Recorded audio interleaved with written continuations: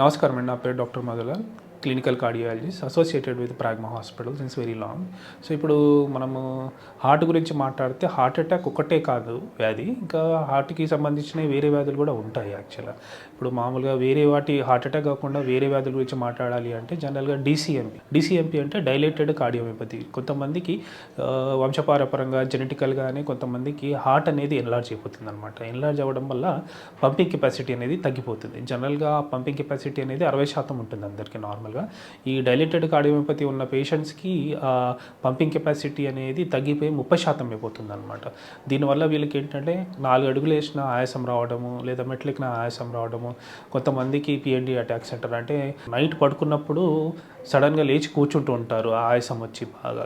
So వాళ్ళకి నిద్ర పట్టకపోవడం ఇలాగ జరుగుతుంది. అది కాకుండా ఈ సిమ్టమ్స్ వచ్చేసి కాళ్ళ వాపులు ఉండడము, తగ్గకపోవడము, ఫేస్ కూడా వాపు ఎక్కడం లాగా జరుగుతుంది అనమాట.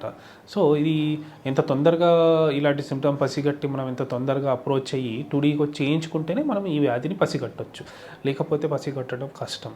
సో ఇదేంటంటే ఇది ఫాలోఅప్ ఉంటుంది. మళ్ళీ ఈ ఫాలోఅప్ వచ్చేసి ఒకవేళ డీసీఎంపీ అని డయాగ్నోస్ అయ్యిందనుకోండి పేషెంట్కి, మనం ఏం చేస్తామంటే రొటీన్గా ట్రీట్మెంట్ పెట్టుకొని డీకంజెస్ట్ చేసుకొని యాంజియోగ్రామ్ అనేది ఖచ్చితంగా చేయాలి.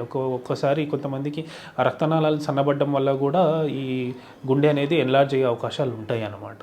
సో ఒకవేళ రక్తనాళాలు ఒకవేళ సన్నబడ్డాయి అంటే వాటికి సంబంధించిన మనం బైపాస్ కానీ లేదా స్టంట్ వేయడం కానీ చేస్తే ఈ కండిషన్ అనేది రివర్స్ అయ్యే అవకాశాలు ఉంటాయి. డైలేటెడ్ కార్డియోమియోపతి కాకుండా ఇంకా ఉన్నాయి రెస్ట్రిక్టివ్ కార్డియోమియోపతి అని. అది కాకుండా వాల్యులర్ డిసీజ్. యాక్చువల్గా మనకు వాల్వ్స్ ఉంటాయి కదా, ఇప్పుడు మామూలుగా చెప్పాలంటే aortic valve and metal valve, ఇవి రెండు చాలా ఇంపార్టెంట్. సో ఈ వాల్యులర్ డిసీజెస్లో వచ్చేసి రుమాటిక్ అనమాట. రుమాటిక్ వాల్యులర్ డిసీజ్ అనేది ఇంకో కండిషన్ ఉంది. ఈ కండిషన్లో ఏమవుతుందంటే ఈ మైటల్ వాల్వ్ ఏదైతే ఉందో లెఫ్ట్ వెంట్రికల్కి లెఫ్ట్ ఏట్రియంకి మధ్యలో ఉంటుందన్నమాట. సో ఈ వాల్వ్ అనేది మందంగా అవ్వడము, దానివల్ల అది ఫ్యూజ్ అయిపోవడం, దానివల్ల కరెక్ట్గా ఓపెన్ కాకపోవడము, దానివల్ల ఒకవైపు హార్ట్ ఎన్లార్జ్ అవ్వడము, దీనివల్ల మళ్ళీ హార్ట్ అరేథ్మియాస్ రావడము, మెజార్టీగా ఏట్రిల్ ఫిబ్రిలేషన్స్ అంటాము, ఏఫిబ్, అది వచ్చే అవకాశాలు ఎక్కువగా ఉంటాయి ఇలాంటి పేషెంట్స్కి. సో ఇది జనరల్గా మనము ఈ రుమాటిక్ వాల్యులర్ డిసీజ్ అనేది ఓన్లీ 2D కోడ్ ద్వారానే మనము పసిగట్టవచ్చు. దాని తర్వాత ఒకవేళ ఏదైనా పేషెంట్కి రుమాటిక్ వాల్యులర్ డిసీజ్ ఉంది అనుకోండి, మైటల్ స్టీనోసిస్ కానీ లేకపోతే మనకు అయోటిక్ స్టీనోసిస్ కానీ ఏదైనా ఉంది అంటే జనరల్గా సివియారిటీ మీద ట్రీట్మెంట్ అనేది డిపెండ్ అవుతుంది. ఒకవేళ మైల్డ్, మోడరేట్, సివియర్ అని 3 గ్రేడ్స్ ఉంటాయి. ఒక మైటల్ స్టీనోసిస్ ఒకవేళ మైల్డ్ ఉందనుకోండి, వీ కెన్ మెడికల్గా ట్రీట్ చేస్తూ ఫాలోఅప్లో పెట్టుకుంటే సరిపోతుంది. అంటే మెడికల్గా ట్రీట్ చేయడము అంటే బేసికలీ పెన్సిలిన్ ఇంజెక్షన్స్ 3 వారాలకు ఒకసారి ఇవ్వాల్సి వస్తుంది.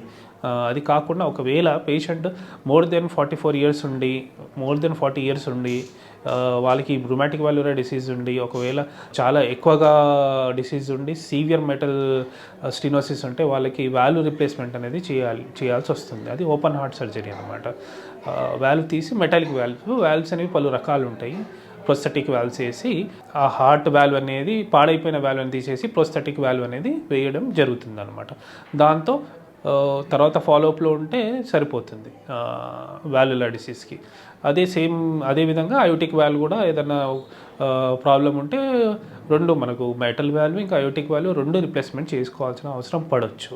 ఇది రుమాటిక్ వాల్యులర్ డిసీజ్. ఇది కాకుండా ఇంకా వేరే వ్యాధులు అంటే మనకు హార్ట్లో హోల్ ఉందని అంటారు కదా చిన్నపిల్లలకి, ఆ హోల్స్ ఉంటాయి అన్నమాట. వాటిలో కూడా కొన్ని రకాలు ఉంటాయి, ఏహెచ్డి, విహెచ్డి అని. అది కాకుండా ఇంకా over riding of iota, tough అని ఇవన్నీ ఉంటాయి అన్నమాట. ఇప్పుడు మామూలుగా హోల్ గురించి మనం మాట్లాడితే ఈ మధ్య మనకు డివైస్ క్లోజర్స్ వచ్చేసాయి.